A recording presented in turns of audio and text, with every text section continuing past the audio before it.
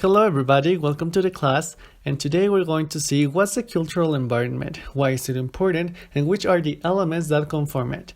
You ready? Let's go.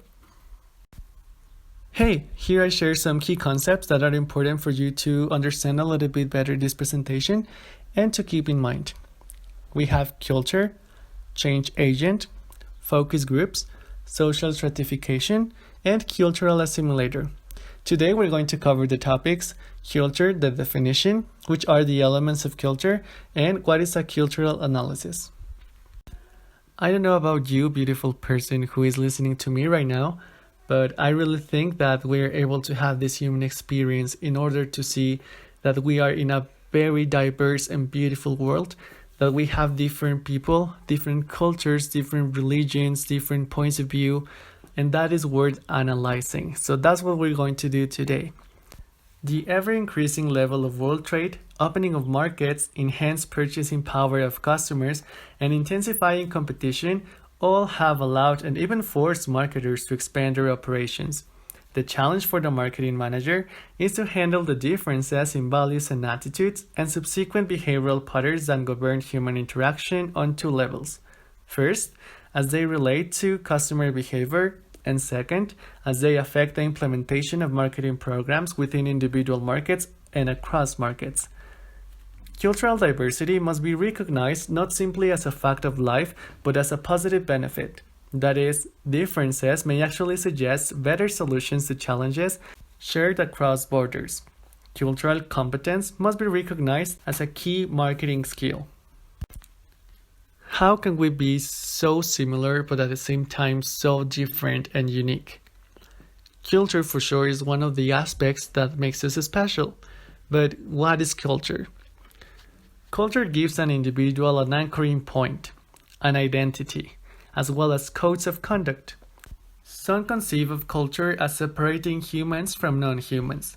Some define it as communicable knowledge, and some see it as the sum of historical achievements produced by humanity's social life. All the definitions have common elements. Culture is learned, shared, and transmitted from one generation to the next. Culture is primarily passed on by parents to their children, but also by social organizations, special interest groups, the government, the school, and the church. For this video, culture is defined as an integrated system of learned behavior patterns that are distinguishing characteristics of the members of any given society. It includes everything that a group thinks, says, does, and makes. Its customs, language, material artifacts, and shared system of attitudes and feelings. The definition, therefore, encompasses a wide variety of elements from the materialistic to the spiritual. Culture is inherently conservative, resisting to change, and fostering continuity. Problems may arise when a person encultured in one culture has to adjust to another one. The process of acculturation, adjusting and adapting to a specific culture other than one's own, is one of the keys to success in international operations. Elsewhere, intercultural differences based on nationality, religion, race, or geographic areas have resulted in the emergence of different subcultures. The international manager's task is to distinguish relevant cross-cultural and intercultural differences and then to isolate potential opportunities and problems. On the other hand, borrowing and interaction between national countries may lead to narrowing gaps between cultures. Here, the international business entity will act as a change agent by introducing new products or ideas.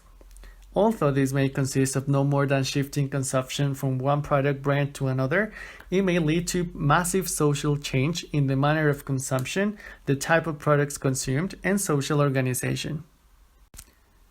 Every person is encultured into a particular culture, learning the right way of doing things. But which are the elements of culture? The study of culture has led to generalizations that may apply to all cultures. Such characteristics are called cultural universals, which are manifestations of the total way of life of any given group of people. This includes such elements as bodily adornments, courtship, etiquette, family gestures, joking, meal times, music, personal names, status differentiation, and trade. Observation of the major denominators summarized in the slide, as you can see here, like language, verbal and nonverbal, religion, values and attitudes, manners and costumes, material elements, aesthetics, education, and social institutions, suggest that the elements are both material, such as tools, and abstract, such as attitudes. Let's start with the first element, and that is language. And as you might imagine, I am so excited to talk about this one because I consider language such a powerful and a really important element of culture.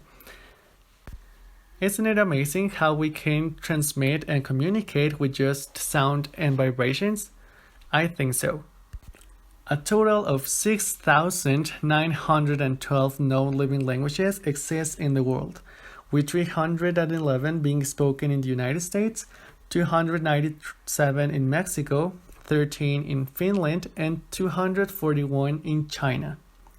Messages are conveyed by the words used, by the way the words are spoken, for example, tone of voice, and by nonverbal means such as gestures, body position, and eye contact. Very often, mastery of the language is required before a person is acculturated to a culture other than his or her own. Language mastery must go beyond technical competency because every language has words and phrases that can be readily understood only in context. Such phrases are carriers of culture. They represent special ways of a culture and special ways a culture has developed to view some aspect of human existence. If you're interested in knowing more about languages and how they work, I'm going to share a TED Talk that is one of my favorites in the description of the video. Now we're going to talk about the second element, and that is religion.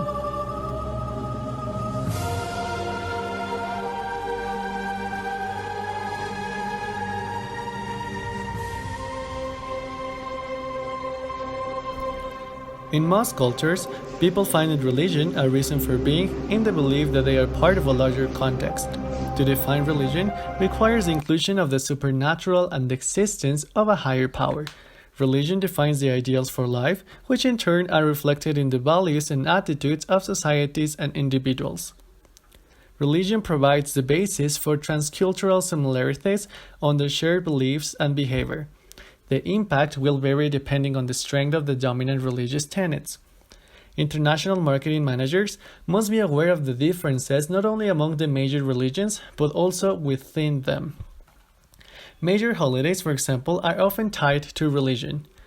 Holidays will be observed differently from one culture to another, and the same holiday may have different connotations. Religion affects the marketing of products and service delivery. When beef or poultry is exported to an Islamic country, the animal must be killed in the halal method and certified appropriately. As you can realize, religion plays a major role in marketing strategies. Our third element of culture is values and attitudes, and you're going to realize why it is so important. Values are shared beliefs or group norms that have been internalized by individuals. Attitudes are evaluations of alternatives based on those values. Many middle-aged bureaucrats and company officials, for example, feel that buying foreign products is unpatriotic. Another example is dealing in China. Dealing in China and with the Chinese, the international marketing manager will have to realize that marketing has more to do with cooperation than competition. Now we have manners and customs. Understanding manners and customs is especially important in negotiations because interpretations based on one's own frame of reference may lead to a totally incorrect conclusion. To negotiate effectively abroad, one needs to read correctly all types of communication. Preparation, as you can imagine, is needed not only in the business sense, but in a cultural sense as well.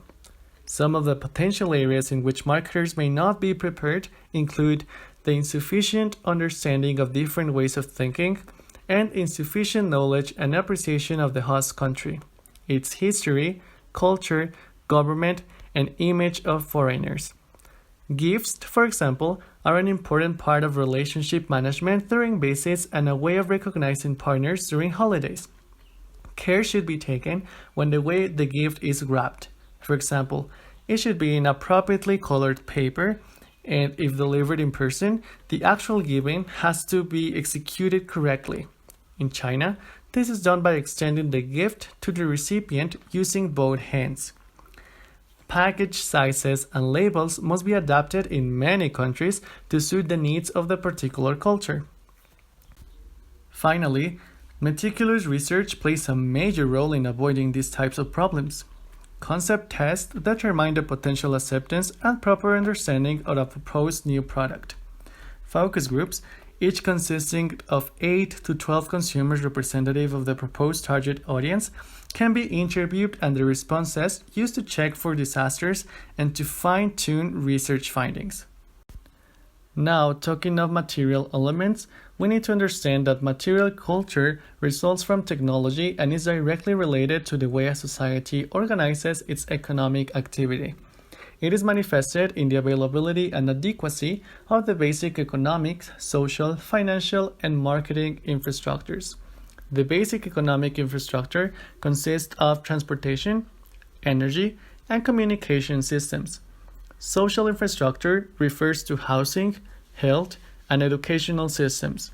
Financial and marketing infrastructures provide the facilitating agencies for the international firm's operation in a given market in terms of, for example, banks and research firms.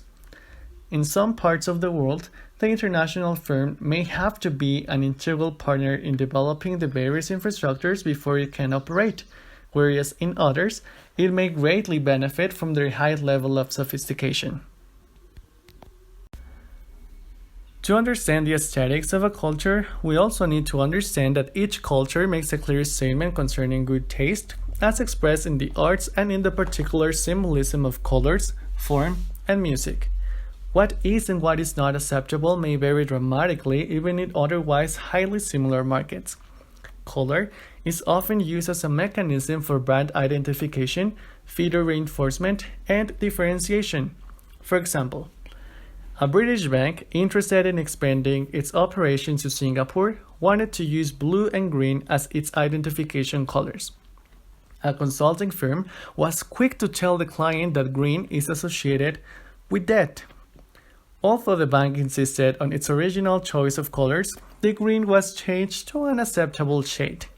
Similarly, music used in broadcast advertisement is often adjusted to reflect regional differences.